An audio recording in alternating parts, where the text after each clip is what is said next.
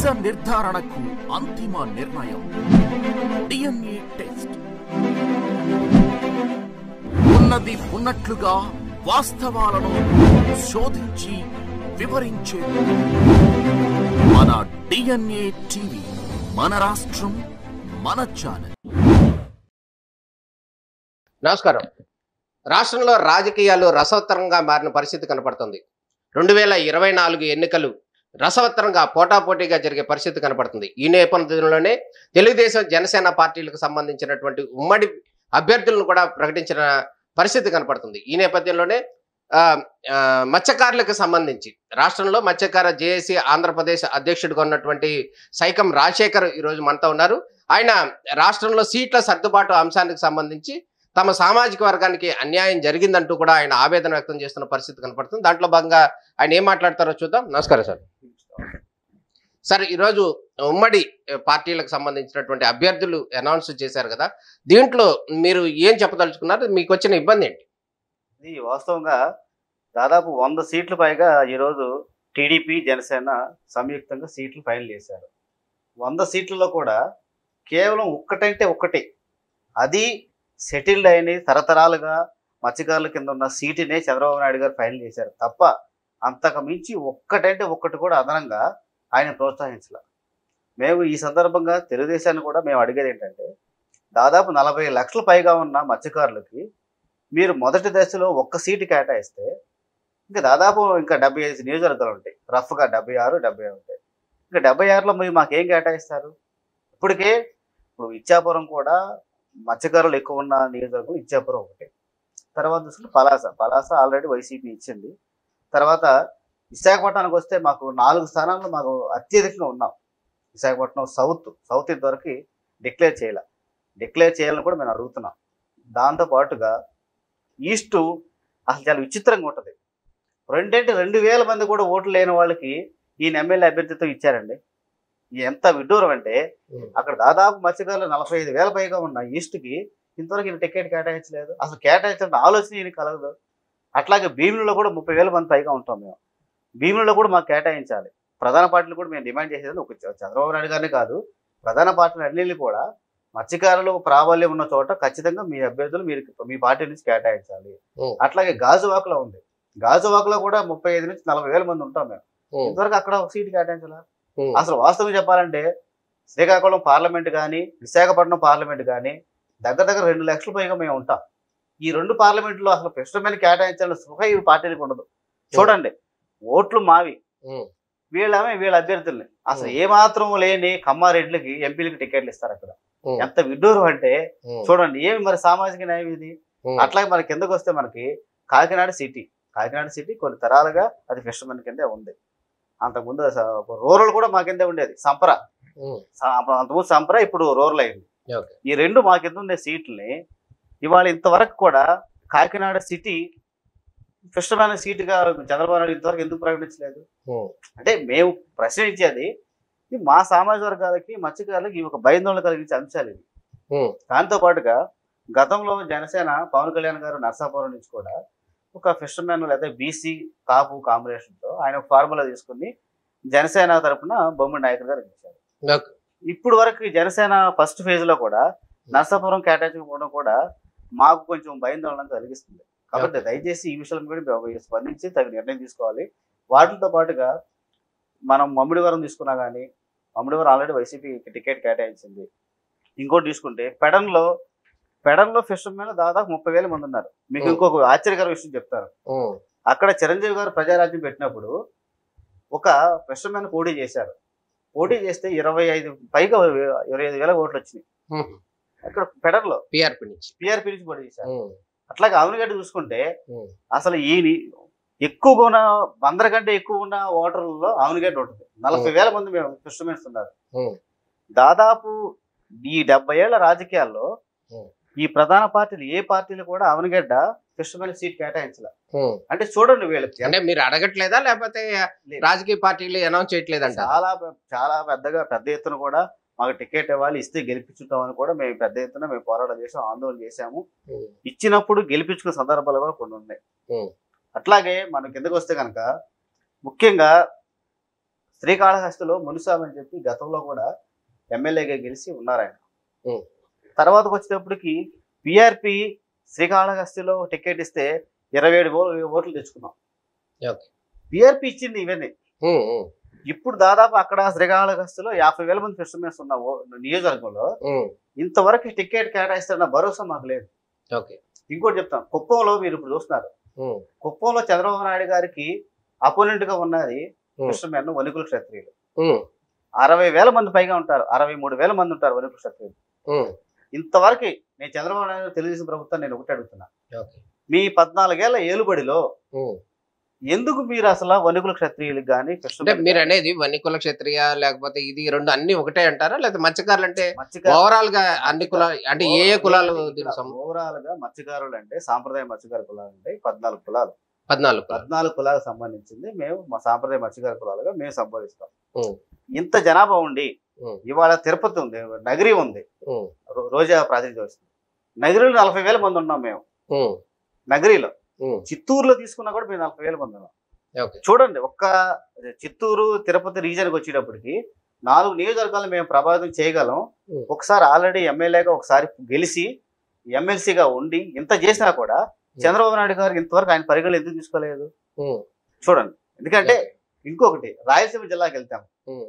రాయలసీమ జిల్లాలో మత్స్యకారులు ఎక్కువ, బోయల తర్వాత ఎక్కువ ఉన్న బీసీ సామాజిక వర్గం మత్స్యకారులు ఓకే. చాలా పెద్దగా ఉన్నారు. ఒక రకంగా చెప్పాలంటే కర్నూలు వాళ్ళకి టికెట్ ఇస్తే కర్నూలు గెలవగలం మేము, ఉమ్. కర్నూలు పార్లమెంట్ కూడా గెలవగలం మేము. ఎందుకంటే దాదాపు 130,000 పైగా ఓట్లు ఉన్నాయి. ఉమ్. కర్నూలు ఒకటి ఉంది. మంత్రాలయం అయితే ఒక 50,000 మంది ఓటింగ్ ఉంది మాకు. ఉమ్. ఇప్పుడు ఆల్రెడీ మిత్రుడు నవీన్ అని అతను కూడా వర్క్ చేసుకుంటున్నాడు. ఉమ్. మంచి గెలవగలిగిన సీట్ అది. శ్రీశైలం కూడా మాకు ఆల్రెడీ ఒక ఇండిపెండెంట్ గా కూడా పోటీ చేసిన చరిత్ర ఉంది. శ్రీశైలంలో ఉమ్. 35,000 పైగా ఓట్లు ఉన్నాయి. ఉమ్. మా హిందూపురం పార్లమెంట్ అయితే అక్కడ కూడా 1,00,000 పైన ఉన్నారు ఫిషర్మెన్స్. ఉంది. అసలు అన్నిటికంటే ఎక్కువ ఉన్న ఓటింగ్ ఏంటంటే మీరు నంద్యాల పార్లమెంట్ తీసుకుంటే నంద్యాల పార్లమెంట్ కింద ఫిషర్మెన్స్ దాదాపు 2 లక్షల మంది ఫిషర్మెన్స్ ఉన్నారు. ఓకే. మేము ఈ రాజకీయ పార్టీలే, టీడీపీ అని అనట్లేదు, అన్ని ప్రధాన రాజకీయ పార్టీలే ఉమ్. ఇంత జనాభా కలిగి ఇన్ని నియోజకవర్గాల్ని మేము ప్రత్యక్షంగా రాజకీయంగా మేము ప్రాబల్యం కలిగిన మాకు మీరు ఎందుకు కేటాయించట్లేదు? ఉమ్. ఇది కావాలని ఒక ఉద్దేశపూర్వకంగా, ఒక కుట్రపూరితంగా మత్స్యకారుల్ని రాజకీయంగా రాకూడదనే ఉద్దేశంలో భాగంగానే ఇవి జరుగుతుందని మేము భావిస్తున్నాం. అంటే మత్స్యకారులు అంటే ఇప్పుడు ఈ ఎన్నో కులాలు చెప్పారు కదా, 14 కులాలు. ఈ 14 కులాలు అందరూ కూడా మత్స్యకారులు అనే విషయం అటు చంద్రబాబు కానీ ఇటు వైఎస్ జగన్ కానీ లేకపోతే పవన్ కళ్యాణ్ కానీ తెలిసి ఉండకపోవచ్చు కదా. అప్పుడు ఆ నేపథ్యంలో వీరు బలం ఆ స్థానిక నియోజకవర్గంలో తక్కువగా కనిపిస్తుంది కదా. వీళ్ళందరూ మీరు చెప్పినట్టు ఓవరాల్ గా అయితే 40 లక్షలు ఉంటారు. మేమంతా కూడా కలిసే ఉన్నాం, కలిసే ఉద్యమాలు చేస్తున్నాం. ఇప్పుడు మీరు చూసుకోండి, రాష్ట్రంలో ఏ మూలంలో ఏ సంఘటన జరిగినా కూడా మా జేసీ తరఫున కావచ్చు, మేమంతా కూడా ఒక మత్స్యకార కుటుంబంగానే మేము స్పందిస్తాం, మాట్లాడతాం. ఏ ఉద్యమాలు తీసుకున్నారు, గతంలో గంగవరం కావచ్చు, కాకరపల్లి, సోంపేట కావచ్చు, మన తాజాగా చీరాల ఓడరేవు కావచ్చు, ఇప్పుడు ప్రెస్ ఏబిఎన్ రిపోర్టర్ మీద దాడి చేసిన కృష్ణపై దాడి కావచ్చు, మేమంతా కూడా సమిష్టిగా ఎదుర్కొంటున్నాం. ఇప్పుడు ఆ కృష్ణ రిపోర్టర్ మీకు సంబంధించిన వ్యక్తి అని అంటారా? మా సాంప్రదాయ మత్స్యకారుల సమితి ముద్దుబిడ్డ ఆయన. అది మేము ఈ సందర్భంగా పార్టీలు కూడా అడిగేది ఏంటంటే, ఇంత జనాభా ఉండి కూడా మీరు ఎందుకని ఉద్దేశపూర్వకంగా మాకు సీట్లు కేటాయించట్లేదు? పక్క ఏమో చంద్రబాబు నాయుడు గారు యువత ముందుకు రావాలి, నిమ్మన వర్గాలు, బడుగు బలహీన వర్గాలు, ఇవన్నీ ఒక మడికట్టు పదాలు చెప్పి రావాలి అంటారు. మీ లిస్టు చూస్తేనేమో మమ్మల్ని పోవాలి అన్నట్టుగా ఉంటుంది. ఇది ఏమి విడ్డూరం ఇది? అంటే వాళ్ళు ఇచ్చిన అనౌన్స్ చేసిన లిస్ట్ లో కూడా ఐఏఎస్ ఆఫీసర్ ఒకళ్ళు ఉన్నారు, పిహెచ్డి వాళ్ళు ఉన్నారు, ఎంబీబీఎస్ వాళ్ళు ఉన్నారు, ఇంకా పీజీలు చేసిన వాళ్ళు ఉన్నారు. అంటే ఎడ్యుకేషన్ క్వాలిఫికేషన్ ఉన్న వాళ్ళు ప్రాధాన్యత ఇచ్చామని ఒక లిస్ట్ అనౌన్స్ చేసిన పరిపాలనకి. అందులో ఆ సీట్ లో ఏ కమ్యూనిటీకి ఎన్ని ఇచ్చామనేది క్లారిటీ ఇవ్వలేదు. అది ఇచ్చిన వాళ్ళు క్లారిటీ ఉంటుంది. అంటే మీడియాకి ఇచ్చిన లిస్ట్ లో ఎవరు ఆఫీసర్లు, ఎవరు పొజిషన్ లో ఉన్నారు, ఎవరు వాళ్ళ యొక్క పరిస్థితి ఏంటి, వాళ్ళ ఎడ్యుకేషన్ క్వాలిఫికేషన్స్ ఏంటని అవి ఇచ్చారు తప్ప కమ్యూనిటీ డీటెయిల్స్ ఈ రోజు ఇచ్చిన లిస్ట్ లో ఇవ్వలేదు. మేము అది కూడా అడుగుతున్నాం. ఈ రాజకీయ పార్టీని జనాభా దామేష్గా సామాజిక న్యాయం అని చెప్పి ఒక మడికట్టు పదాలు ప్రయోగించే ఈ రాజకీయ పార్టీలు మీరు నిజంగా చిత్తశుద్ధి ఉంటే ఏ కమ్యూనిటీకి ఎన్ని సీట్లు ఇచ్చారో, జనాభా దామేష్క ప్రకారం ఎన్ని సీట్లు ఇస్తున్నారో మీరు ఆ లిస్ట్ బయట పెట్టండి. అంటే ఏ పార్టీ కూడా బయట పెట్టండి. ఆ ఏదైతే ఉందో జనగణన ఏదైతే ఉందో ఏ కమ్యూనిటీకి ఎంతమంది ఉన్నారు అనేది ఇది మామూలుగా చెప్పుకునే మాటలే కానీ అథెంటిక్ గా ఈ కమ్యూనిటీకి ఎంతమంది ఉన్నారు వీళ్ళకి ఈ ప్రాధాన్యం ఇవ్వాలి అనేది లేదు కదా. ఆథెంటిక్ గా ఇప్పుడు ఈ క్యాస్ట్ సెన్సేషన్ సంబంధించి బయట పెట్టాల్సింది ప్రభుత్వాలు. గతంలో కూడా ఈ క్యాస్ట్ సెన్సేషన్ బయట పెట్టాలని చెప్పి వాళ్ళ దగ్గర ఉందంటారు. ఉమ్మడి రాష్ట్రంలో కూడా హైకోర్టు పోవడం జరిగింది. హైకోర్టు ఇమ్మన్నా కూడా చంద్రబాబు నాయుడు గారు ఇవ్వలేదు. ఇప్పుడు ప్రస్తుతం ముఖ్యమంత్రి జగన్మోహన్ రెడ్డి కూడా క్యాస్ట్ సెన్సస్ పెట్టారే కానీ దాని డేటా ఇంతవరకు అఫీషియల్ బయట పెట్టాల. అది కూడా శాస్త్రీయంగా చేశారా చేయలేఅనేది కూడా మాకు కొన్ని భయాందోళనలు ఉన్నాయి. మీరు క్యాస్ట్ సెన్సస్ అనేది బయట పెట్టండి. జనాభా దామాష ప్రకారం రాజకీయ సీట్లే కాదు సమస్త జీవన రంగాల్లో స్వాతంత్రం వచ్చిన కాడి నుంచి ఇప్పుడు వరకు ఏ సామాజిక వర్గము ఏ రంగంలో ఎంత శాతం ఆక్యుపై చేసుకుందో సమీరమైన డేటా ప్రజల ముందు పెట్టండి. ఈ ప్రభుత్వాలు ఒక్క రోజు కూడా ఉండలేవు, పునాదులు కదిలిపోతాయి. అందుకు వీళ్ళు కేంద్ర రాష్ట్ర ప్రభుత్వాలు ఉద్దేశపూర్వకంగా బడుగు బలహీన వర్గాల కులాలకు సంబంధించిన డేటా బయట పెట్టరు. పెడితే ఏమవుతుందంటే 180% ఉన్న వీళ్ళు ఏదో 5%, 10%, 20% ఉన్న వాళ్ళు పరిపాలన చేస్తున్నారు. పరిపాలన కూడా ఇప్పుడు చూసారా ఎంత పెద్ద ఎత్తున అధ్వానంగా ఉందో. అందుకు వీళ్ళు కావాలని బయట పెట్టారు. పెట్టినా కూడా మేము నామినేటెడ్ పోస్టులు ఇస్తామని చెప్తారు. ఇప్పుడు ఏ ప్రభుత్వం చెప్పేది కూడా అదే కదా. ఒకవేళ ఎక్కువ బీసీలు ఉంటాయి కనుక ఆ బీసీలు అందరూ కూడా నామినేటెడ్ పోస్టులు ఉన్నాయి, ఎమ్మెల్సీలు ఉన్నాయి, ఇతర వీటిలో కూడా మేము వాటిని ఫుల్ఫిల్ చేస్తామని చెప్తున్నారు. చేస్తారు. మేము అడిగేది ఏంటంటే చట్టం ఎక్కడైతే నిర్మితం అవుతుందో చట్టసభల్లో మాకు ప్రాతినిధ్యం కల్పించాలి. చట్టసభలో ప్రాతినిధ్యం కల్పించడంతో పాటుగా మాకు స్వతంత్రం కావాలి. ఈ రాజకీయ పార్టీలు పేరుకి మంత్రులైనా, ఎంపీలైనా, ఎమ్మెల్యేనా, ఎమ్మెల్సీలైనా పేరుకు అలంకారంగా ఉంటారు. వాళ్ళు 6th ఫింగర్ దాసనారావు ఎమ్మెల్యే 7 సినిమాలో 6వ వేలు లాంటి వాళ్ళు మా ప్రతినిధులు. మా ప్రతినిధులు అంటే ఇన్ ద సెన్స్ రిజర్వేషన్ వర్గాల్లో ఉన్న ప్రతినిధులు ఈ అగ్రకులాల రాజకీయ పార్టీలు వీళ్ళని అట్లా చేస్తున్నాయి. జస్ట్ వాడుకుంటారు. వీళ్ళకు పూర్తిగా స్వేచ్ఛనివ్వట్లేదు. లేకపోతే మీరు ఆలోచించండి, ఎంత ఉప్పినొచ్చినా గానీ సముద్రానికి ఎదురెళ్ళి వేట చేసుకొస్తారు. అజయుడే తిరిగి వస్తాడు, వేట చేసుకుని తిరిగి వస్తాడు. ఉరుములు మెరుపులు ఉప్పిని లెక్క చేయకుండా వస్తారు. మేము వీళ్ళు ఎదిరించలేమా? ఎదిరించగల సత్తా మాకు లేదా? ఎంత నైపుణ్యత ఉంటే అసలు సముద్రం లోతు ఎంతో తెలియదు, అంత లోతులో ఉన్న చేపను మేము బయట తీస్తాం. ఎంత నైపుణ్యత ఉంటుంది మత్స్యకారుడికి, అంత నైపుణ్యత ఉండదా? వాడు ఈ పరిపాలన చేయలేడా? చేయనివ్వరు వీళ్ళు. పరిపాలన అవకాశం లేదంటారా? కల్పించరు వీళ్ళు. ఆ స్వేచ్ఛను ఎవరు వీళ్ళు? మాకనే కాదు, బీసీ, ఎస్సీ, ఎస్టీ ఎవరు కూడా వీళ్ళ పరిపాలన కల్పించారు. మళ్ళీ ఎవరు అవినీతి వస్తే మాకు చుడతారు. చేసేది మొత్తం వీళ్ళు, అవినీతి చుట్టేది మాకు. చూడండి, అంటే గతంలో చంద్రబాబు నాయుడు గారు కూడా చెప్పారు పరిస్థితి ఉంది. ఒకవేళ రాష్ట్రం యొక్క ఏదైతే ఉంది విదేశ మారక ద్రవ్యం ఏదైతే ఉందో అది దాదాపు 20,000 కోట్లు ఓన్లీ మత్స్య సంపద ద్వారానే వస్తుంది అని కూడా అనౌన్స్ చేశారు. అది కూడా మీరు తెచ్చిన దాంట్లో మీరు కీలక పాత్ర పోషించారు. కీలక పాత్ర యాక్చువల్ గా మాదే. రాష్ట్ర అభివృద్ధిలో మీ ఆదాయం తెచ్చే అంశాలు ఏవైతే ఉన్నాయో అందులో కీలక పాత్ర మీది. Majority fishermen. అది ట్రేడింగ్ విషయంలో కానీ కావచ్చు, లేకపోతే అసలు సంపదను వెలికి తీసి సంపదను సృష్టించేది మేమేనండి.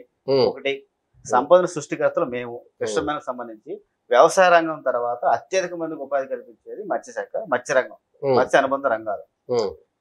ఇంత శాతం కల్పించిన వాళ్ళకి జీడిపిలో మా పర్సెంట్ మాకు రావట్లా. మీరు ప్రభుత్వానికి ఆదాయ వనరులుగా చూపించుకుంటున్నారు తప్ప దాని ద్వారా వచ్చేదాన్ని ఎంత ఒక 10% అయినా సరే మా సంక్షేమం కోసం ప్రభుత్వాలు కేటాయిస్తే ఇవాళ తీర ప్రాంత గ్రామాల్లో మౌలిక వసతుల కల్పనలో మా గ్రామాలు కానీ మా జీవితాలు కానీ ఇట్లా ఉండవు. వీళ్ళు మాత్రం ప్రచారానికి వచ్చేటప్పుడు మలిగట్టి పదాలతో మిమ్మల్ని ఉద్ధరిస్తాము, మేము అయి చేస్తాం. అంటే గతంలో చంద్రబాబు నాయుడు గారు కూడా మత్స్యకారులు కానీ లేకపోతే అగ్నికుల క్షత్రియులు కానీ ఎవరైతే ఉన్నారో వీళ్ళందరినీ సంబంధించి ఎస్సీలు కానీ లేకపోతే ఎస్టీ జాబితాలు చేర్చడానికి సంబంధించి ఒక ప్రతిపాదన జరిగిందన్నారు కదా. జరిగింది. చంద్రబాబు నాయుడు గారు దానికి 3 మెన్ కమిటీ కూడా వేశారు. అంటే మీకు బలం చేకూరుస్తారు. చంద్రబాబు నాయుడు గారు మత్స్యకార కులాలని ఎస్టీ జాబితాలో చేరుస్తానని చెప్పి ప్రకటించి దానికి అనుగుణంగా ఒక high level committee 3 men committee కూడా వేశారు. ఆంధ్ర యూనివర్సిటీలో చెందిన 3 ప్రొఫెసర్ల చేత ఒక 3 మెన్ కమిటీ కూడా వేశారు. ఆ కమిటీ ఏమైందో ఎక్కడికి పోయిందో తెలియదు. అసలు ఆ కమిటీ ఇంత పర్యటించలేదు. అంటే చంద్రబాబు నాయుడు గారు చాలా అనుభవిస్తున్నాడు. ఒక డొల్ల హామీలు, మోసపూరిత హామీలు ఇవ్వటంలో చంద్రబాబు నాయుడు గారు బాగా ఎక్స్పర్ట్. దాన్ని అమలు చేయకుండా ఎట్లా నీరు గారుతారో జగన్ ఎక్స్పర్ట్. అంటే ఇద్దరు అసలు ఎవరు తగ్గేది లేదు. అదే ఇదే విషయానికి సంబంధించి మత్స్యకారుల విషయంలో సందర్భంలో చంద్రబాబు మీ తోకలు కట్ చేస్తాను అన్నాడు అనేది అంటున్నారు. ఇది నిజమేనా? అంటే ప్రతిపక్షాలు కొన్ని మాట్లాడుతున్నాయి చంద్రబాబు విషయంలో, నిజమేనా? వాస్తవం. దానికి సంబంధించిన సంఘటనలు కూడా అప్పుడేం జరిగిందంటే ఎస్టీ సాధన ఉద్యమము లేకపోతే మత్స్యకారులు ఎస్టీ జాబితాలో చేతని చెప్పి రాష్ట్రం అంతా కూడా పెద్ద ఎత్తున ఆందోళన జరిగింది. విజయవాడ కావచ్చు, గుంటూరు కావచ్చు, మచిలీపట్నం కావచ్చు, అనంతపురం, కర్నూలు, ఒంగోలు, రాష్ట్ర వ్యాప్తంగా పెద్ద ఎత్తున ధర్నాలు జరిగినాయి.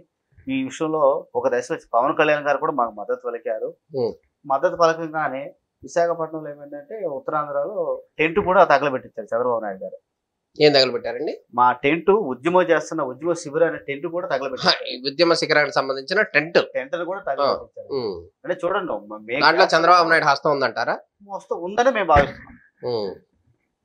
ఎందుకంటే ఆనాడు ప్రభుత్వం ఉంది. ప్రభుత్వం మేము శాంతియుతంగా మా హక్కు మేము ధర్నా చేసుకుంటున్నాము.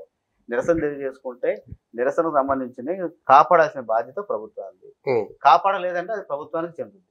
ఆ నిరసనకు సంబంధించిన ప్రభుత్వానికి కూడా ప్లస్ అయినా మైనస్ అయినా ప్రభుత్వానికి చెందుతుంది. అందుకు మేము చంద్రబాబు అంటున్నాం. ఆ సందర్భంగా మేము వెళ్ళాం. మేమంటే మత్స్యకార కులాలకు సంబంధించిన పెద్దలు విశాఖపట్నంలో ఉన్న వాళ్ళు వెళ్ళారు. వెళ్ళి గంటా శ్రీనివాసరావు గారిని అడిగితే గంటా శ్రీనివాసరావు గారు అన్నారు, విశాఖపట్నం చంద్రబాబు నాయుడు గారు వస్తున్నారు, నేను ఆయన దగ్గర తీసుకెళ్తాను, మీరు ఆయన దగ్గర ప్రస్తావించండి, కొంచెం ఉపయోగకరంగా ఉంటుందని చెప్పి మరొక రోజు పోర్ట్ రోడ్ గెస్ట్ హౌస్లో వెళ్ళారు. వెళితే ఆయన లోపల ఉన్నారు. అంటే మాకు ఆ రోజు డైరెక్ట్ గా వెళ్ళినప్పుడు చంద్రబాబు నాయుడు దూషించిన వాళ్ళ ద్వారా వాళ్ళు నాకు చెప్పారు ఏం జరిగిందని. దానికి అనుగుణంగా వాళ్ళు ఏమన్నారంటే, మీకు మంత్రిని ఇచ్చాము, మీకు ఇంకేం చేయాలి, తమాషాలు చేస్తున్నారా, కత్తిరిస్తాం, మీ తోకలు కట్ చేస్తాము, తోలు ఒలుస్తాను.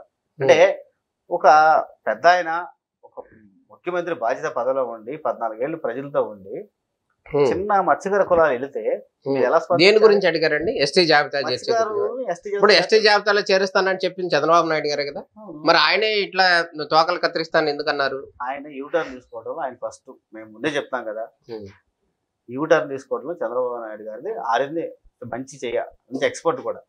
వెళ్ళి అడిగినందుకు మీరు ఎలా స్పందించాలి? మీరు కమిటీ వేస్తాము, ఆయనే చేరుస్తామని చెప్పారు. మళ్ళీ ఆయన్ని మీరు వెళ్ళి అడిగిన సందర్భంలో ఆయన కోపం వచ్చి అన్నారంటారు. ఎందుకు కోపం రావాలి? నువ్వు మా బాగోగులు చూసుకోవడానికి ఒక 5 సంవత్సరాలు వచ్చిన ఒక కాంట్రాక్టర్, నువ్వు మా జీవితాలు మార్చే ఒక లోకోద్రుడు కాదు. మేము ఓట్లేస్తే ఒక 5 సంవత్సరాల కోసం మా పరిపాలన చేయాలని చెప్పి ఒక అగ్రిమెంట్ ప్రకారం వచ్చిన వాళ్ళు. శాశ్వతంగా మీ రాచరికం కాదు, ఇది తిట్టాల్సిన అవసరం ఏముంది? మేము ఓట్లేసి నిన్ను గెలిపిస్తే. మరి మత్స్యకార కులాలన్నీ కూడా దాదాపు టీడీపీకి సపోర్ట్ గా ఉన్నాయి అని ఒక నానుడి వినపడుతుంది కదా, మరి మీరు ఈ యాంగిల్లో అయితే కొంత ఆయన వ్యాఖ్యలను ఖండిస్తున్నారని చెప్పుకోవాలా? మత్స్యకార కులాలు బీసీలో ఉంటారంటే వైఎస్ ఉన్నప్పుడు వైఎస్ వైపు కూడా వెళ్ళారు కదా, అంటే ఒక పార్టీకి అనుకూలంగా లేరు. రాష్ట్రం విడిపోయిన తర్వాత చంద్రబాబు నాయుడు వైపు కూడా వచ్చారు. తర్వాత ఇప్పుడు మళ్ళీ మొన్న జగన్ వైపు కూడా వెళ్ళారు అనేది చంద్రబాబు నాయుడు కూడా చెప్తున్నారు. ఇప్పుడు బీసీలని లోపలుచుకోవడం కోసం, బీసీని తిప్పుకోవడం కోసం జైహో బీసీ కార్యక్రమం పెట్టారు. అంటే ప్రజలు ఎవరు సమర్థవంత పరిపాలన అందిస్తే అటువైపు పెడతారు.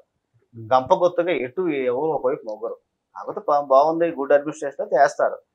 లేదు ఇక పొద్దుగూకులు ఇదే వాగ్దానాలు చేసి నమ్మించి. ఇప్పుడు జైహో బీసీ పెట్టారు కదా, బీసీ కులాలన్నింటిని కూడా ఐక్యం చేయాలి, బీసీ కులాలకి మద్దతు ఉంటామని చెప్పి.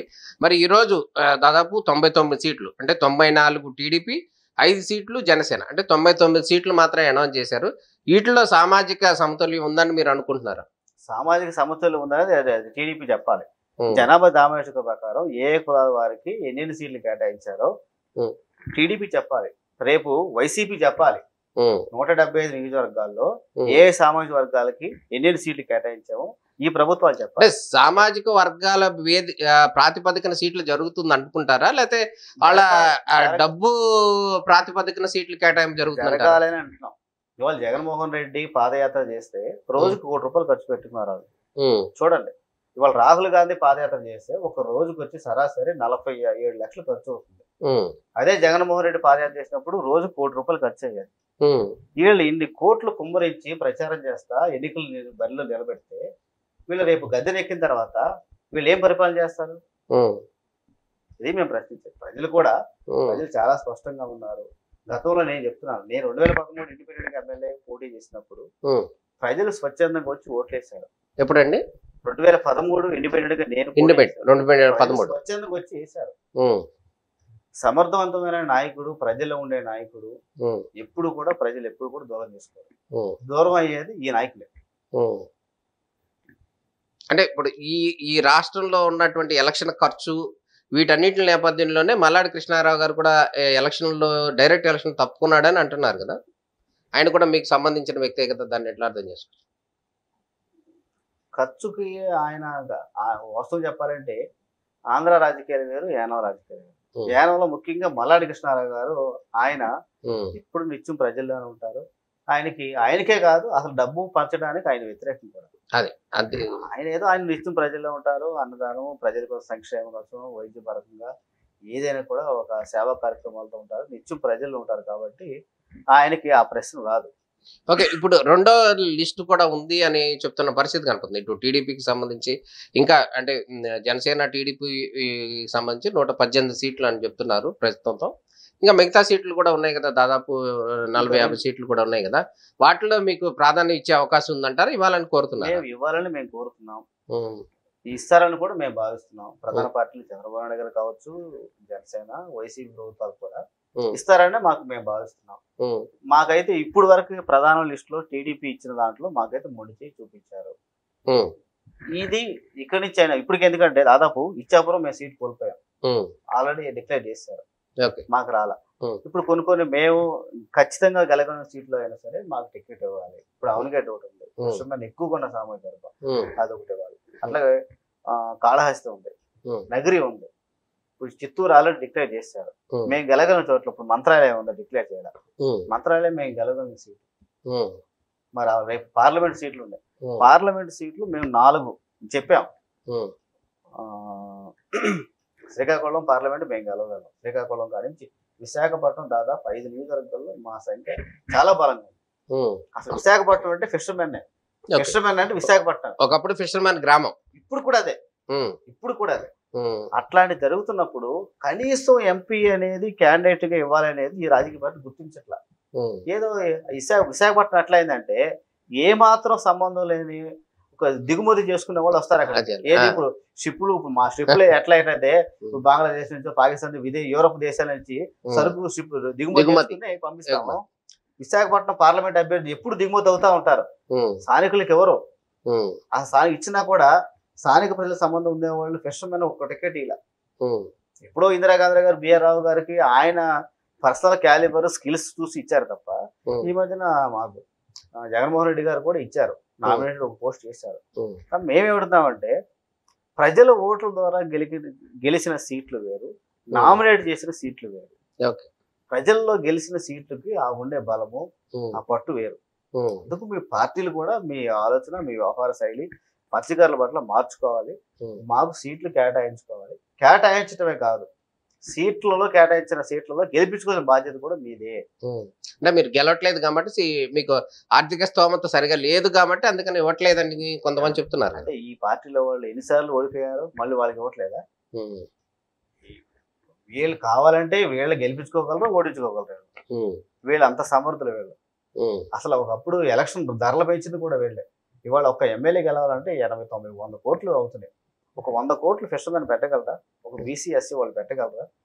అంటే పరిపాలన చేసేది ఈ కమ్మారెడ్లే. వీళ్ళే పరిపాలన చేస్తారు, వ్యవస్థలు మొత్తం లూటీ చేస్తారు, డబ్బు అంతా కూడా వీళ్ళ దగ్గర పెట్టుకుంటారు. ఎలక్షన్ రాగానే వీళ్ళే ఖర్చు పెడతారు. చూడండి, ఎన్నికల ధరలు పెంచింది కూడా వీళ్ళే ధరలు పెంచి రాజకీయాలను వీళ్ళు పాడు చేసి. మీకు సంబంధించి ఇప్పుడు మోపిదేవి వెంకటరమణ గారిని కానీ, రవీంద్ర గారు కానీ, వీళ్ళు ఎవరో కూడా ఆ పార్టీల నుంచి సరైన డిమాండ్ వినిపించట్లేదంటారా సీట్ల విషయంలో? వాళ్ళకి సీట్లు పెంచాలి అని చెప్పి, కమ్యూనిటీకి సీట్లు ఎక్కువ ఇవ్వాలని చెప్పి ఆయన వైసీపీ నుండి కానీ, ఈయన టీడీపీ నుంచి కానీ డిమాండ్ చేస్తున్నారా? వాళ్ళ ప్రయత్నంలో వాళ్ళు ఖచ్చితంగా చేస్తున్నారు. మోపిదేవి వెంకటరమణ గారు ఆయన ప్రయత్నంలో ఆయన ఉన్నారు. కొల్లూరు రవీంద్ర గారు కూడా ఈ మధ్య చాలా బాగా రెస్పాండ్ అవుతున్నారు. ఒక మంచి నాయకుడిగా ఎస్టాబ్లిష్ అయ్యారు. ఆయన కూడా లోకేష్ గారితో కావచ్చు, చంద్రబాబు గారు ప్రస్తావించడానికి కూడా మేము వీళ్ళిద్దరిని సూచించాము. అట్లా బీజేపీ పార్టీ కూడా అడిగాం మేము. బీజేపీ పార్టీ కూడా మీరు కూడా మాకు కేటాయించాలని అడిగాం. కాంగ్రెస్ పార్టీని కూడా మేము అడుగుతున్నాం. ఎందుకంటే మా అన్ని పార్టీలు, జనసేన పార్టీని అయితే 2-3 దఫాలు కలిసాము. మీరు మాకు కేటాయించాలన్నారు. వాళ్ళు ఒక ప్రత్యేకమైన ఒక మత్స్యకార వికాసు ఒక విభాగం కూడా ఏర్పాటు చేసుకున్నారు. ముఖ్యంగా ఈ రాష్ట్రంలో చెప్తాం, కాంగ్రెస్ పార్టీకి మత్స్యకారులో ప్రత్యేక సెల్ ఉంది. జనసేన పార్టీ ప్రత్యేక సెల్ ఉంది. అట్లాగే ఇంకోటి వచ్చేటప్పుడు బీజేపీకి సెల్ ఉంది. మత్స్యకార సెల్. వైసీపీ సెల్ పెట్టల ఇంతవరకు సెల్ పెట్టడం అడుగుతున్నారు. మరి టీడీపీ అండి? టీడీపీలో కూడా సెల్ లేదు. ఇది కార్పొరేషన్ వేసుకున్నారు. వైసీపీ ఎట్లా కార్పొరేషన్ వేసుకుంది. ఓకే. టీడీపీ కూడా ప్రత్యేకంగా ఫిషర్మెన్ సెల్ అనేది లేదు. మేము ఫిషర్మెన్ సెల్ పెట్టాలి. ప్రయారిటీ ఇవ్వలేదంటారా పార్టీలు? ఇవ్వాలి. ఎవరు వీళ్ళు కార్పొరేషన్ ఇస్తారు. ఇప్పుడు చూస్తున్నాము, జగన్మోహన్ రెడ్డి కార్పొరేషన్ ఇచ్చాడు, ₹1 లేదు. కార్పొరేషన్ కూర్చుంటే కుర్చీ లేదు. అంటే అంతా కూడా వ్యక్తి కేంద్రంగానే పరిపాలన జరగాలి. జగన్మోహన్ రెడ్డి గారు ఆయన చుట్టూనే పరిపాలన జరగాలి.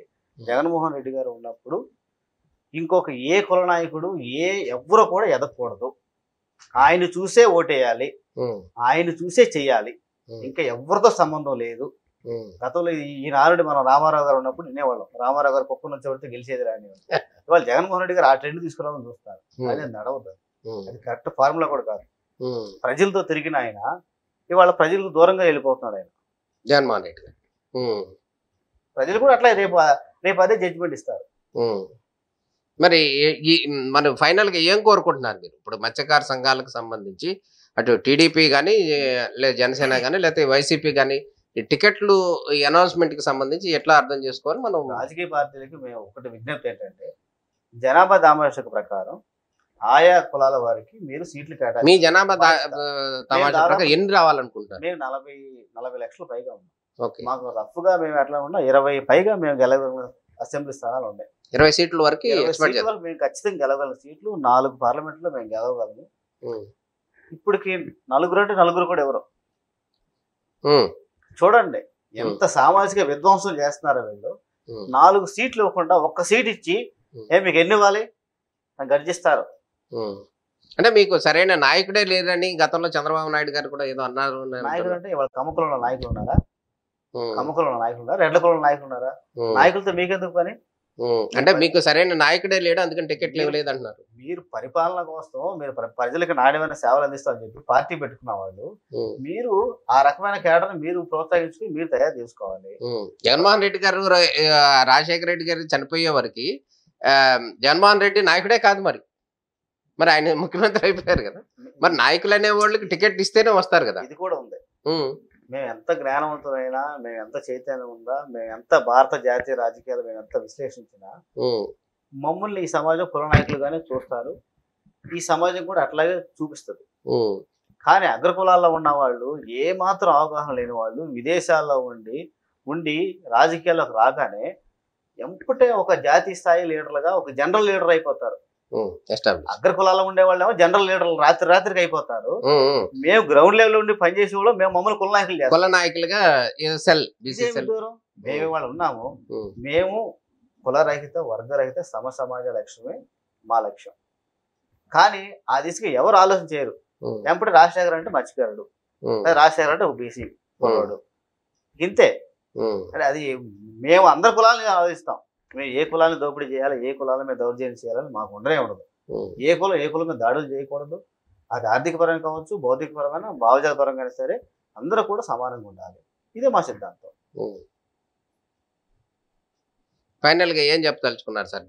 ఫైనల్ గా రాజకీయ పార్టీలకు ఈ సందర్భంగా మేము కోరుకునేది ఏంటంటే, జనాభా దామాషా ప్రకారం ఫిషర్మెన్లకి గెలవగలిగిన ఏదైతే ఉందో 20 పైగా సీట్లలో వాటికి ఫిషర్మెన్లకి టికెట్ ఇవ్వాల్సిన బాధ్యత మీకుంది.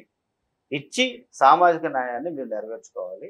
మా అభ్యర్థులను కూడా మీరే గెలిపించుకోవాలి. ఆ బాధ్యత మీకుంది. ఇవి ఇవ్వకుండా మేము మత్స్యకారులను ఉద్ధరిస్తాము, మేము మత్స్యకారులను మేము చేస్తాము అంటే కనుక అది మోసపూరిత ప్రకటనలే. ఇప్పటికైనా సరే నేను టీడీపీని కానీ వైసీపీని కానీ ఏంటంటే, మత్స్యకారులు ఏదైతే గెలవగలుగుతున్నారో ఆ సీట్లలో మత్స్యకారులకి కేటాయించాలి.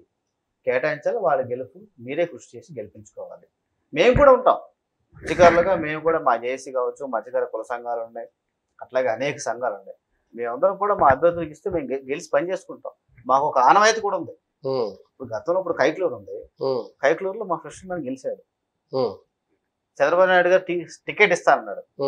టికెట్ ఇస్తానని చెప్పి చివరి నిమిషంలో బీజేపీతో పొత్తులో ఉండి ఆయన టికెట్ చివరి నిమిషం నిరాకరించారు. పార్టీ అధికారంలోకి వచ్చిన తర్వాత నేను ఎమ్మెల్సీని ఇస్తానన్నారు, ఇవ్వలేదు. మేము చాలా చాలా స్పష్టంగా క్లారిటీగా ఉన్నాం. ఏ పార్టీని మేము దూషించము, ఏ పార్టీని మేము భుజాలు వేసుకోము. మాకు అవసరం లేదు. మాకు ఇస్తాను అని మాట తప్పిన పార్టీలే మేము అడుగుతున్నాం. కాబట్టి ఇట్లాంటి చోట్ల కూడా ఇస్తామన్న సీట్లు ఇవ్వకుండా మోసం చేసిన సందర్భాలు ఉన్నాయి. ఇప్పటికైనా మీ పద్ధతి మార్చుకోండి. ఇప్పటికే టీడీపీ ఫస్ట్ ఫేజ్లో మాకు అన్యాయం జరిగింది. ఇప్పుడు ఆల్రెడీ కాకినాడ సిటీ కావచ్చు, జనసేన తరఫు నుంచి నర్సాపురం కావచ్చు, ఇవి ఆల్రెడీ డిసైడ్ అయిన సీట్లు. ఇవి కూడా వీళ్ళు ఫైనల్ చేయలేదంటే మాకు కొంచెం భయాందోళనగా ఉంది. ఈ విషయాల పట్ల కూడా మీరు పరిశీలన చేసుకుని మా జనాభా దామాష ప్రకారం మేము గెలవగల నియోజకవర్గాల్లో మమ్మల్ని అభ్యర్థులకు ప్రకటించి మా గెలుపుకు మేము సహకరించవలసిందిగా కోరుచున్నాం. ఇప్పుడు జనసేన టీడీపీ అభ్యర్థుల అనౌన్స్మెంట్ లో మత్స్యకారులుగా మీకు అన్యాయం జరిగిందనే మాట చెప్తున్నారు. మరి వైసీపీ కూడా 8 లిస్టులు దాదాపు ఇచ్చింది కదా, వీటిలో మరి వాటిలో న్యాయం జరిగింది అనుకుంటారా మీరు? వైసీపీ కూడా ఇలాగే చేసింది. కాకపోతే వైసీపీ ఇప్పుడు పలాసలో ఒక టికెట్ ఇచ్చింది. సౌత్ ఆల్రెడీ టీడీపీ ఇచ్చింది. ఇటు ఆయన వైసీపీకి వచ్చారు. మేము వైసీపీని కూడా కోరుతున్నాం. ఈ సీట్లన్నీ కూడా ఇవ్వాల్సిన బాధ్యత ఉంది అన్న. వైసీపీని కూడా అడిగాము. వాళ్ళు టీడీపీ వాళ్ళు లేటెస్ట్ గా చేసింది కాబట్టి, లైవ్ లో ఉంది కాబట్టి టీడీపీ మేము కోరుతున్నాం. రేపు కాంగ్రెస్ రేపు మేనిఫెస్టో రిలీజ్ చేయబోతుంది. కాంగ్రెస్ కూడా ఇప్పుడు ఓడిపోయే పార్టీ గెలిచే పార్టీ అని కాకుండా కాంగ్రెస్ పార్టీ కూడా ఒక విధాన పరంగా ఫిషర్మెన్ సీట్లు ఇవ్వాలనేది ఒక పెట్టుకోవాలి. జాతీయ పార్టీగా ఇప్పుడు ఇచ్చిన వాళ్ళు అనుకోండి. ఇప్పుడు మేము చూస్తాము ఎవరు ఫిషర్మెన్లకి ఏమేమి ఇచ్చారు ఏంటి. మాకు ఆర్థిక సవాలు అంటే కేవలం ఎన్నికల సందర్భంలోనే మత్స్యకారులకు సంబంధించి వాగ్దానాలు ఇస్తున్నారు తప్ప సీట్లు ఇవ్వట్లేదు అంటారు. ఇస్తున్నారు, అమలు చేయట్లేదు. వాగ్దానాలు అమలు చేయట్లేదు. గతంలో కూడా చిత్తూరులో ఏదో టికెట్ ఇస్తానన్నారు. టికెట్ ఇవ్వలేదు. అంతకుముందు కూడా కాళహస్తి టికెట్ ఇస్తామన్నారు. ఇస్తామన్నారు, ఇవ్వలేదు. అక్కడ ఎమ్మెల్సీ ఇస్తామన్నారు, ఇవ్వలేదు. చూడండి, వాళ్ళ అన్నా మాటలే అధికారులకు వచ్చిన తర్వాత అమలు చేయట్లేదు. మత్స్యకారులు ఎక్కువగా ఉన్నటువంటి సీట్లు ప్రాంతాలు ఎక్కువగా ఇచ్చాపురంలో మేము చాలా ప్రబలంగా ఉన్నాము. ఇచ్చాపురంలో సీట్ ఇవ్వాలి. పలాసాలను వైసీపీ ఇచ్చింది. ఇక విశాఖపట్నం వచ్చేటప్పటికి విశాఖపట్నం అన్ని ప్రాంతాలు కూడా మేము ఉన్నాం. ముఖ్యంగా సౌత్, ఈస్ట్, గాజువాక ఏరియాలో కూడా బలంగా ఉన్నాం. పీవీలో కూడా చాలా బలంగా ఉన్నాం. వీటితో పాటుగా మమ్మడివారం ఉన్నాము. మమ్మడివారం ఆల్రెడీ వైసీపీ టికెట్ ఇస్తుందని మాకు సమాచారం ఉంది. కాకినాడ సిటీ, రూరల్ రెండూ ఉన్నాం. అంతకుముందు సంపర, ఇప్పుడు రూరల్ అయింది. రెండిట్లో ఉన్నాం. రెండిట్లో కూడా టికెట్లు కేటాయించాలి. ఇటు వచ్చేటప్పటికి నర్సాపురం జనసేన ఇస్తుంది అనేది మేము ఆశీర్వాదం వ్యక్తం చేస్తున్నాం. ఖచ్చితంగా అది గెలిచే సీటు. అలాగే వచ్చిన తర్వాత ఇటు రేపల్లి వచ్చేటప్పటికి చాలా విచిత్రమైన పరిస్థితి.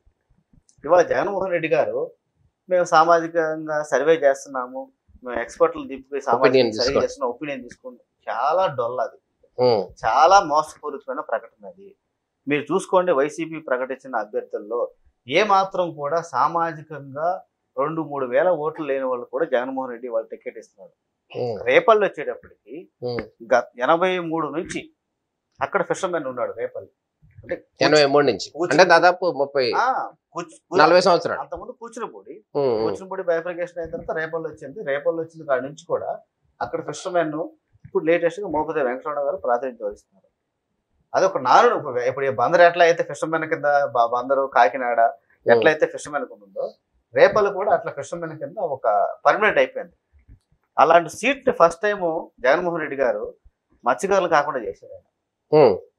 చూడండి ఎంత అవమానకరం అంటే మీరు ఒక మాట అడగొచ్చు, ఎంపీ చేశారు కదా, ఎంపీ ఇచ్చారని చెప్తున్నారు. మేము అడిగేది ఏంటంటే బాబుదేవ్ గారు అక్కడ నియోజకవర్గం పొద్దున్నాం, మా ప్రాతినిధ్యం మేము పెంచుకుంటూ పోవాలనేది మా భావన.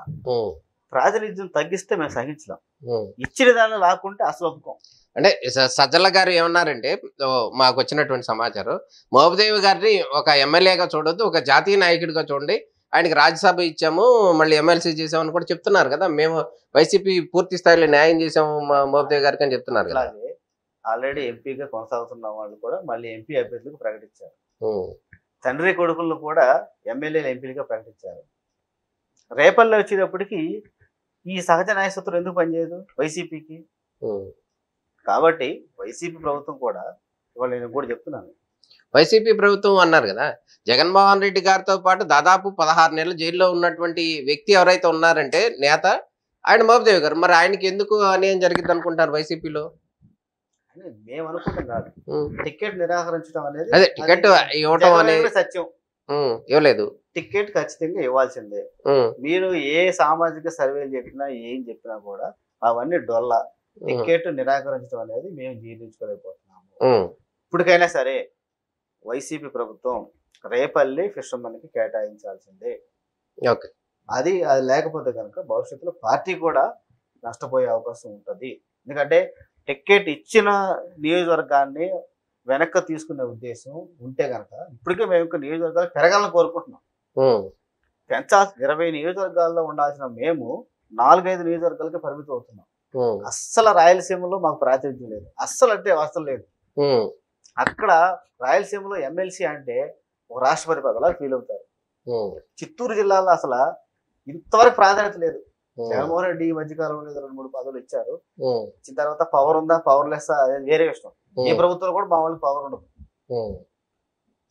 ఓకే, ఈ రోజు జనసేన టీడీపీ సీట్ల సీట్ల అనౌన్స్మెంట్ లో కొల్లు రవీంద్ర గారికి సీట్ ఇవ్వడం పట్ల మీరు ఏం చెప్పదలుచుకున్నారు? మీ సామాజిక వర్గం మొత్తం కూడా ఆయనకి వన్ సైడ్ గా సపోర్ట్ చేసే అవకాశం ఉంది? ఖచ్చితంగా. గతం నుంచి కూడా మాలో ఒక సంస్కృతి ఉంది. ఎవరికన్నా మెజారిటీ మేజర్ పార్టీ లేదని టికెట్ ఇస్తే వాళ్ళు గెలుపు కోసం మేము పనిచేస్తాం. మేమే కాదు, ఈ సంస్కృతి మా ఒక పుష్పమేళ ఉంది. అట్లా బ్రాహ్మణ కులాల్లో ఉంది. అంతకుముందు ఉండవల్లి అరుణ్ కుమార్ గారు కూడా ప్రకటించారు. వాన శశిధర్ కూడా చేస్తారు. కమ్మ కులంలో అయితే చాలా లోపేకంగా అండర్ గ్రౌండ్ వర్క్ అనేది చాలా పెద్ద ఎత్తున జరుగుతుంది. రెడ్లలో చేసుకుంటారు, కాపుల్లో చేసుకుంటారు, అన్ని కులాల్లో చేసుకుంటారు. అలాగే మేము కూడా మా కులాల్లో ఇచ్చిన వాళ్ళకి టికెట్ ఇస్తే వాళ్ళ గెలుపు కోసం మేము పనిచేస్తాం. గతంలో కూడా పనిచేసాం, ఇప్పుడు కూడా పనిచేస్తాం. కొల్లు రవీంద్ర గారికి ఎట్లా ఉందంటారు అవకాశం? అక్కడ సీట్ అయితే అనౌన్స్ చేశారు కదా, గెలుపు జరిగే అవకాశం ఉందంటారా? ఖచ్చితంగా గెలుస్తారు. ఖచ్చితంగా గెలుస్తారు. మోపుదేవి వెంకటరమణ గారు కూడా ఈసారి బాగా మెజారిటీతో గెలుస్తారు. గెలిచే సీట్ని వీళ్ళు నిరాకరించారు. అయినే కాదు, ఉమ్మడి నాయకులు గారు గెలుస్తారు, పలాస శ్రీధర్ అప్పలరాజు గారు గెలుస్తారు, సౌత్ ఈస్ట్ వెస్ట్ ఈ సీట్లు కూడా మేము గెలవగలము. అలాగే రాయలసీమ జిల్లాకి వెళ్తే మంత్రాలయం మంచి సీటు మాకు, మేము ఖచ్చితంగా గెలవగలిగిన సీటు మంత్రాలయం, శ్రీశైలం కావచ్చు. అసలు నంద్యాల పార్లమెంట్లో మేము ఎంపీగా గెలవగలం. చూడండి ఇక్కడ ఇటు వచ్చి చిత్తూరు వచ్చేటప్పటికి చిత్తూరు మేము గెలవగలం. 40,000 మంది ఓట్లు ఉన్నారండి. నగరులు 40,000 మంది ఓట్లు ఉన్నారు. చూసారా? అసలు కాళహస్తిలో 10,000 మంది కూడా రెడ్లు ఉంటారు. రెడ్ల కింద ఆ సీట్లు పరిమితం చేస్తారు. 50,000 మంది ఉంటాం మేము అక్కడ ఫిషర్మెన్స్. కుప్పంలో కూడా గెలవగలం. కుప్పంలో 63. ఇప్పుడు చంద్రబాబు మీద పోటీ చేసే వ్యక్తి కూడా ఫిషర్మెన్ అంటున్నారు కదా. ఫిషర్మెన్ మామూలు నాన్నగారు దేవంత, ఆయన ఒక ఐఏఎస్ మంచి ఆఫీసర్. చంద్రబాబు గారు అబ్బాయి చంద్రబాబు గారు ఒక ఐఏఎస్. ఆయన ఒక మంచి పరిపాలన. గేమ్ గెలవగలం, మేము గెలుస్తాం కూడా ఈసారి. భరత్ మేము గెలుస్తాం. మత్స్యకారులుగా మాకు ఏ సీట్లు ఎక్కడ ఇచ్చినా, ఏ పార్టీ ఇచ్చినా, తెలుగుదేశం ఇచ్చినా, జనసేన ఇచ్చినా, వైసీపీ ఇచ్చినా, ఏ పార్టీ ఇచ్చినా కూడా మేము ఖచ్చితంగా ఈసారి మేము అన్ని సీట్లలో మేము గెలవగలము. అంటే కుప్పంలో కూడా మత్స్యకారుడు ఉన్నటువంటి భరత్ గెలుస్తాడంటారు. గెలుస్తారు ఈసారి. చంద్రబాబు నాయుడు ఓడిపోతాడంటారు. నీ చంద్రబాబును ఓడిపోతారా నేను అంటున్నా. కుప్పం భరత్ గెలుస్తాడంటే చంద్రబాబు నాయుడు ఓడిపోతాడు, ఫిషర్మెన్ గెలుస్తాడు, అంతవరకే. చంద్రబాబు ఓడిపోతాడా అనేది నాకు సంబంధం లేదు. మేము మా మత్స్యకారులకు మేము గెలుస్తున్నాం. అది మేము మాకున్న సమాచారం, మాకున్న గ్రౌండ్ లెవెల్, మేము చేసిన వర్క్ ను బట్టి మేము అక్కడ గెలుస్తున్నాం. Okay, right sir. ఇది రాజశేఖర్, ఆంధ్రప్రదేశ్ మత్స్యకార సంఘ జేఏసీ రాష్ట్ర అధ్యక్షుడిగా ఉన్నటువంటి సైకం రాజశేఖర్ గారి యొక్క అభిప్రాయం. ప్రస్తుతం ఉన్నటువంటి రాజకీయ పార్టీలు ఏ పార్టీలు అయితే ఉన్నాయో, ఇప్పుడు జనసేన టీడీపీ కావచ్చు, అదేవిధంగా వైఎస్ఆర్ కాంగ్రెస్ పార్టీ కావచ్చు, ఈ పార్టీలన్నిటి కూడా కేవలం ఎన్నికల సందర్భంలో రాజకీయ హామీలు మాత్రమే ఇస్తున్నాయి తప్ప వారికి సీట్లు ఇవ్వట్లేదు. రానున్న రోజుల్లో కూడా ఖచ్చితంగా మత్స్యకారులకు, ఉపకులాలు కానీ మత్స్యకారులకు అందరికి కూడా అధిక సంఖ్యలో సీట్లు కేటాయించి వారి గెలుపుకి ఆ పార్టీలు ప్రాధాన్యం ఇవ్వాలని చెప్తున్నారు. అదేవిధంగా తాము ఏ పార్టీకి కూడా అనుకూలం కాదు అని కూడా అయితే పార్టీ చెప్తున్న పరిస్థితి కనపడుతుంది. ఇది ఈ రోజు రాజశేఖర్ గారితో ఇంటర్వ్యూ. నమస్తే.